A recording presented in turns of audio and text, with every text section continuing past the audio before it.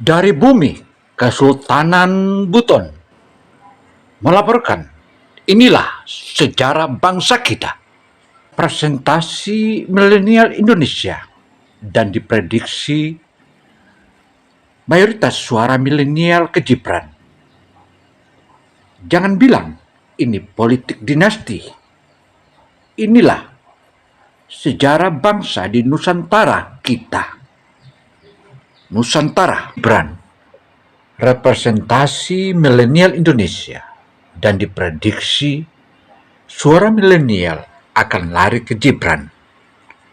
Dan jangan bilang politik dinasti, karena itu adalah perkembangan zaman dan itulah sejarah Indonesia.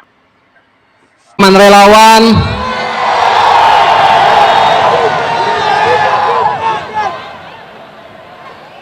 para senior, tokoh-tokoh agama yang saya hormati, luar biasa sekali.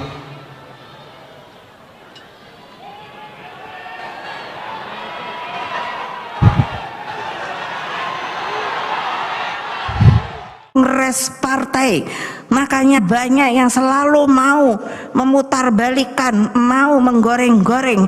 Mengapa PDI diam saja, tidak pernah mau mencalonkan seseorang, bla bla bla bla bla bla. Kalian siapa yang membuat manuver keluar?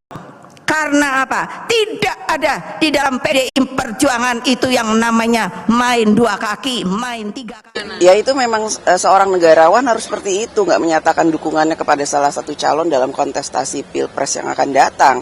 Justru apa yang disampaikan beliau itulah betul-betul seorang negarawan, Presiden Republik Indonesia tidak boleh berpihak dalam kontestasi Pilpres yang akan datang karena berkeinginan agar jalannya pesta demokrasi tahun 2024 itu bisa berjalan dengan baik, lancar, adem, ayem, gembira, rakyat tidak tertekan, tidak deg-degan. Saya apresiasi apa yang disampaikan oleh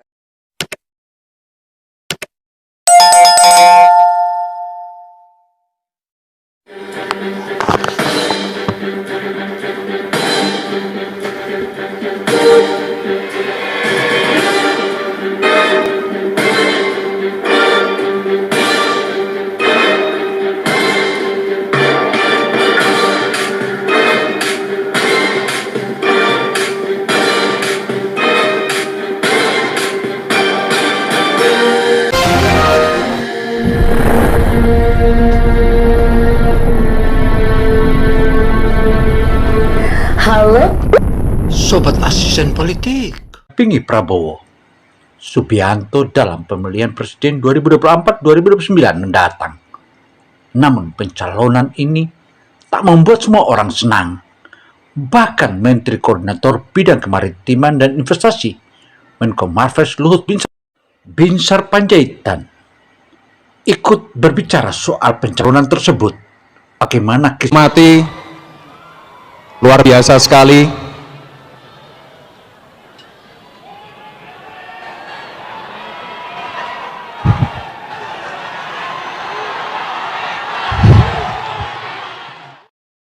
Masa saya mesti gak tahu hak pilih saya? Kan tergantung hati saya juga. Kalau saya, siapa yang paling saya anggap bisa bekerja sama dengan saya atau masih dengar saya, kan segitu sama aja. Itu sangat manusiawi.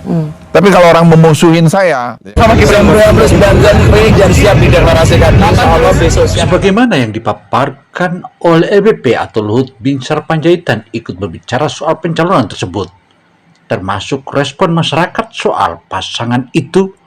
Ada yang optimis, namun banyak juga yang melihatnya dengan keraguan. Tetapi ini biasa aja, adalah hal yang lumrah di sebuah negara demokrasi seperti Indonesia. Setiap warganya mengungkapkan berbeda, dan perbedaan itu tentu saja disampaikan, sebaiknya bisa disampaikan dengan penuh adab, jauh dari caci maki dan ujaran fitnah yang tak berdasar. Dikutip dari sejumlah media atau di Instagram pribadinya, sebagaimana yang dipaparkan oleh Luhut Binsar Panjaitan atau @luhut.panjaitan, Luhut juga menceritakan pengalamannya berada di dalam politik Indonesia. Dia tahu setiap keputusan sudah dalam pertimbangan yang mendalam, termasuk keputusan Prabowo dan Gibran. Ketika keduanya dideklarasikan sebagai pasangan capres dan cawapres, gambaran yang muncul di benak saya adalah simbiosis antara kebijaksanaan dan energi baru yang terpadu dengan sempurna, ujarnya. Soal keraguan ini, dia mencontohkan apa yang terjadi pada Presiden Joko Widodo atau Jokowi. Menurutnya, saat Jokowi masuk ke dunia politik pertama kali, banyak yang meremehkannya, namun akhirnya jadi yang diperhitungkan. Keraguan banyak orang pada keputusan pemilihan Gibran menjadi cawapres Prabowo disebutkan sebagai wajar. Keduanya punya niat untuk memajukan Indonesia. Sementara itu, dia menyatakan melihat pasangan Prabowo dan Gibran punya semangat persatuan dan kolaborasi. Kedua hal ini telah ada dalam sejarah Indonesia. Saya ingin menekankan pentingnya semangat rekonsiliasi yang telah dijalankan oleh Pak Jokowi dan Pak Prabowo. Kita tentu tidak ingin kembali melihat terbelahnya masyarakat seperti di beberapa pemilu-pemilu lalu, katanya. Dan apa yang telah dipaparkan, LBP menyebutkan bahwa meskipun dia saat ini sedang berobat di salah satu tempat di luar negeri, dia tetap memantau informasi terkait Pilpres 2024. Prabowo Gibran, dia juga tak lupa menyebutkan pasangan lainnya, mulai dari mengucapkan selamat pada Menko Polhukam Mahfud MD yang kini resmi mendampingi Ganjar Pranowo sebagai calon wakil presiden cawapres 2024. Hal inilah yang membuat Luhut juga mengucapkan rasa hormatnya pada pasangan Anies Baswedan dan Muhaimin Iskandar. Menurutnya, kedua orang tersebut telah berdiri di garis start pemilihan. Jika kita melihat apa yang dipaparkan oleh orang banyak, atau banyak orang menyebutkan bahwa Gibran jadi cawapres membuat Luhut pasang badan. Menko Maritim dan Investasi Luhut Binsar Panjaitan dalam Marine Spatial Planning and Expo Service 2023, tangkapan layar YouTube Kemenko Bidang Kemaritiman dan Investasi Republik Indonesia, sebagaimana yang disebutkan, dan investasi tersebut menyebutkan bahwa Marine Spatial Planning and Expo Service 2023 merupakan salah satu tangkapan layar yang membahagiakan. Dan pasangan calon presiden atau capres Prabowo Subianto dan calon wakil presiden cawapres Gibran Rakabuming Raka telah mendaftar ke Komisi Pemilihan Umum KPU pada hari Rabu tanggal 25 lalu. Penunjukan Gibran Rakabuming sebagai cawapres oleh Prabowo tak pelak langsung menjadi pembicaraan hangat netizen di media sosial. Ada yang mendukung wali kota Solo tersebut, namun tak sedikit pula yang merasa ragu dan kecewa. Pendiri drone Empirit Ismail Fahmi merilis laporan tersebut atau laporan terbaru soal analisis percakapan di internet terkait pencapresan Gibran. Data yang ditarik dari 23 Oktober 2023. Sebagaimana yang dikutip berbagai media, di Indonesia sudah meminta izin untuk mempublikasikan data tersebut. Hasilnya, mayoritas diskusi di media sosial soal pencapresan Gibran diwarnai percakapan negatif, yakni 41%. Dan itulah yang dipaparkan itu adalah hal biasa. Sementara itu percakapan positif terkait topik tersebut sebesar 39%. Dan hal ini pula dikutip dalam laporan drone Empirit pada Rabu tanggal 25 Oktober lalu. Eskalasi perbincangan memuncak pasca keputusan Halo, Sobat Asisten Politik. Jangan memuncak pasca keputusan MK yang mengesahkan aturan soal batas usia minimum cawapres tertera dalam laporan tersebut. Hal ini di tengah kritikan terhadap penunjukan Gibran sebagai cawapres Prabowo tersebut, ada satu sosok yang tegas mendukung pasangan capres-cawapres tersebut. Dia adalah Menteri Koordinator Bidang Kemaritiman dan Investasi Menko Marves Luhut Binsar Panjaitan. Dalam paparan, Menko Marves menilai bahwa adanya keraguan terhadap pasangan capres-cawapres tersebut adalah hal yang wajar, namun dia berharap agar perbedaan pendapat bisa disampaikan dengan penuh adab dan jauh dari caci maki dan fitnah. Luhut dalam pengakuannya, dirinya turut memantau hiruk pikuk gelaran Pilpres 2024 Indonesia, sekalipun dirinya kini tengah menjalani perawatan dan tahap pemulihan di salah satu rumah sakit di luar negeri. Meski begitu, dari ruang pemulihan di negara tersebut yang tenang, Luhut mengaku berbagai hiruk pikuk informasi dari tanah air masih tak lepas dari pendengarannya, khususnya mengenai dinamika Pilpres 2024. Karena itu semula Luhut mengucapkan selamat kepada Menko Polhukam Mahfud MD yang kini resmi mendampingi Ganjar Pranowo sebagai calon wakil presiden cawapres 2024. Selain itu juga, ia juga mengucapkan rasa hormat pada Anies Baswedan dan Muhaimin Iskandar atau Caimin yang telah berdiri di garis start pemilihan. Karena itu, dari kabar yang membuat terkejut adalah bersatunya Prabowo Subianto dengan Gibran Rakabuming Raka sebagai pasangan capres-cawapres. Ia memandang banyak yang menyambut ini dengan rasa optimisme. Namun ada juga yang melihatnya dengan kacamata keraguan. Tetapi dari hari ke hari, dari berbagai survei, mulai tampak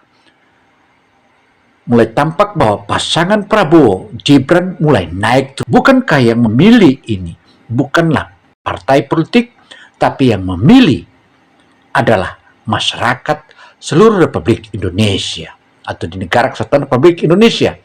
Tapi ini biasa saja, adalah hal yang lumrah di sebuah negara demokrasi seperti Indonesia. Setiap warganya mengungkapkan pendapat berbeda-beda, namun saya juga berharap agar setiap perbedaan pendapat sebaiknya bisa disampaikan dengan penuh adab, jauh dari caci maki dan ujaran fitnah yang tak berdasar. Sepanjang puluhan tahun pengalamannya mengarungi gelombang politik negara ini, ia paham betul setiap keputusan yang diambil dalam arena politik didasari oleh pertimbangan mendalam. Hal ini pun berlaku pada keputusan Prabowo dan Gibran, paparnya. Dan ketika melihat keduanya dideklarasikan sebagai pasangan capres-cawapres, gambaran yang muncul di benak saya adalah simbiosis antara kebijaksanaan dan energi baru yang terpadu dengan sempurna, ujarnya. Luhut pun menilai Indonesia bukan hanya kaya dari sumber daya alamnya saja, melainkan pula juga dari potensi besar generasinya. Oleh sebab itu, dibutuhkan sinergis antara kebijaksanaan dari pengalaman dan inovasi generasi muda. Masih terekam dalam ingatannya bagaimana dahulu Pak Jokowi masuk ke percaturan politik Indonesia. Kala itu Jokowi begitu diremehkan berbagai pihak ketika maju sebagai kontestan, namun menjelma menjadi salah satu tokoh yang sangat diperhitungkan dan disegani, tambahnya. Luhut juga menjelaskan bahwa memenangkan 2 kali pemilihan Presiden Republik Indonesia tidaklah sederhana, apalagi masih memiliki 80% dari approval rate di tahun terakhir masa jabatannya. Hal ini menjadikan bukti betapa rakyat sangat mendukung berbagai program-program yang dikerjakan Presiden serta melihat Jokowi sebagai pemimpin yang tak tergantikan di Indonesia. Maka dirinya menyebutkan bahwa keraguan yang muncul saat ini di pikiran banyak orang terhadap keputusan Pak Prabowo memilih Mas Gibran adalah hal yang dapat dipahami, namun kita harus selalu mengingat bahwa setiap langkah yang diambil oleh keduanya, saya yakini memiliki niat yang tulus untuk mewujudkan visi Indonesia maju. Luhut juga menyebutkan lebih lanjut, dalam jejak sejarah Indonesia, persatuan dan kolaborasi telah terbukti sebagai kunci kemajuan bangsa. Hal ini pula yang ia lihat dari pasangan Prabowo Gibran sebagai simbol harapan untuk Indonesia maju. Sebuah sinergi antara persatuan dan percepatan guna meneruskan pembangunan berkelanjutan yang sedang dipersiapkan saat ini. Saya ingin menekankan, papar dalam pemaparannya menyebutkan pasangan Prabowo dan Gibran adalah sangatlah cocok dan ideal, dan diyakini ada kemungkinan hanya satu putaran saja mereka memenangkan pemilihan. Kan lebih lanjut, dalam jejak sejarah Indonesia, persatuan dan kolaborasi telah terbukti sebagai kunci kemajuan bangsa. Hal ini pula yang ia lihat dari pasangan Prabowo Gibran sebagai simbol harapan untuk Indonesia maju. Sebuah sinergi antara persatuan dan percepatan guna meneruskan pembangunan berkelanjutan yang sedang dipersiapkan saat ini. Saya ingin menekankan, papar LBP atau Luhut Binsar Panjaitan, karena itu pentingnya semangat rekonsiliasi yang telah dicontohkan oleh Pak Jokowi dan Pak Prabowo. Kita tentu tidak ingin kembali melihat terbelahnya masyarakat seperti di beberapa pemilu-pemilu sebelumnya. Inilah yang semestinya kita menjadikan acuan agar bisa menjadikan kemajuan bangsa kita, bukan kita menilai atau kita menilai sisi positifnya saja, tetapi kita harus melihat berbagai sisi agar kita mendapatkan apa yang kita ingin temukan di masa-masa yang akan datang. Karena Indonesia maju atau Indonesia emas, tentu saja kita semua sudah tahu sebagaimana yang telah pernah digaungkan oleh Jokowi bahwa Indonesia emas itu di tahun 2045. Kini Gibran selalu mendengungkan setiap kali melakukan orasi-orasinya, dan orasi-orasi tersebutlah mengingatkan kita bahwa Gibran adalah satu-satunya generasi milenial yang patut kita jadikan contoh. Tentu saja para kaum muda yang saat ini sedang manis-manisnya menikmati keindahan alam Indonesia, tentu saja menghendaki kaum milenial yang maju dan terus maju. Dan Gibranlah adalah representasi dari kaum milenial yang saat ini. Tentu kita harus paham dan tentu pahami bagaimana hari-hari esoknya bangsa Indonesia.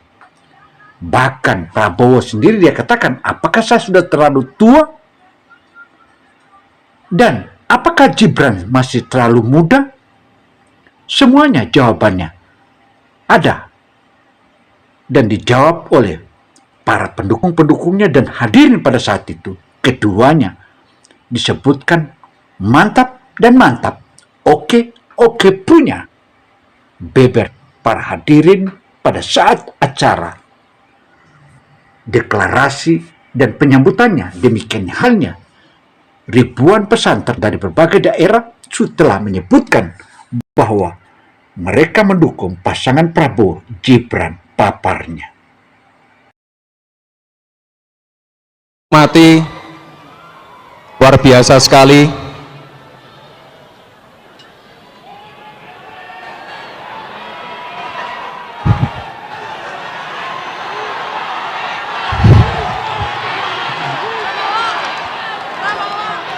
Kita semua meyakini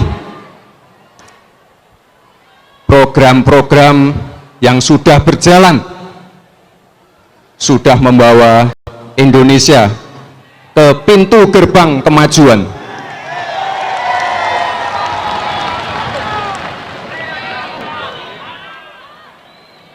Tugas kita sekarang melanjutkan dan menyempurnakan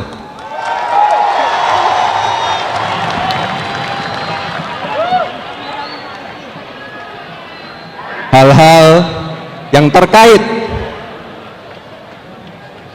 anak-anak muda, generasi milenial, generasi Z, dan jangan lupa para santri. Pasti kita dukung penuh. Kita butuh generasi muda yang handal, generasi muda yang tangguh, generasi muda yang memiliki komitmen kebangsaan. Dana abadi pesantren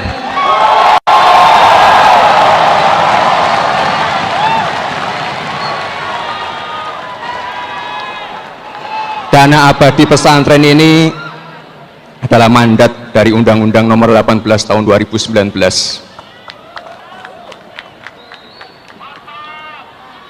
Sekarang sudah ada yang namanya KUR, sudah ada yang namanya kredit mekar, sudah ada wakaf mikro, ada kredit ultra mikro, nanti akan kami tambahkan lagi kredit startup milenial.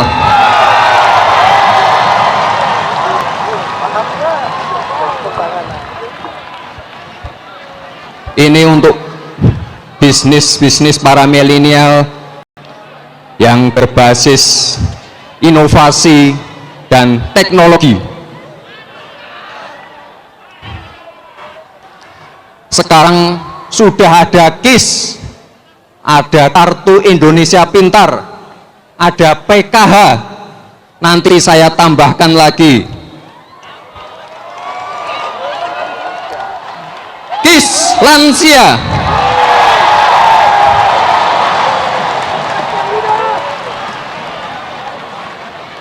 Ada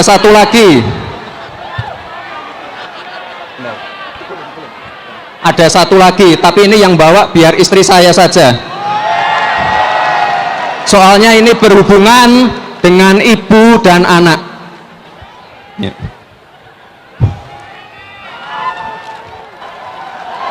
Diangkat bareng. Kartu anak sehat untuk pencegahan stunting, hilirisasi untuk komoditas pertambangan, pertanian, tanian, dan perikanan. Ini wajib. Dan juga ekonomi hijau dan energi hijau untuk keberlanjutan.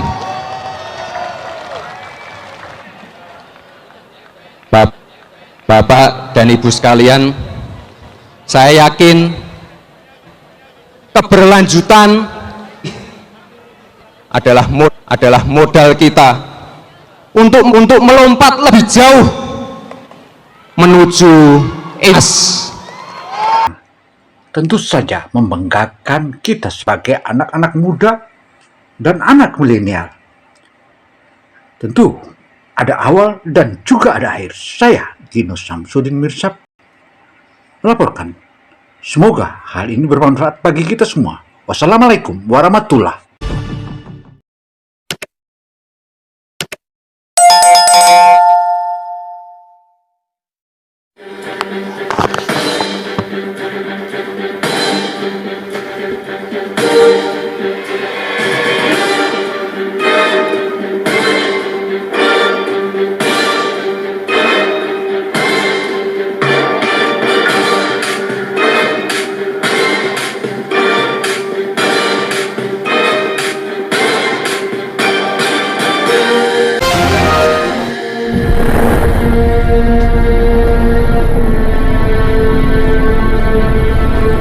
Halo?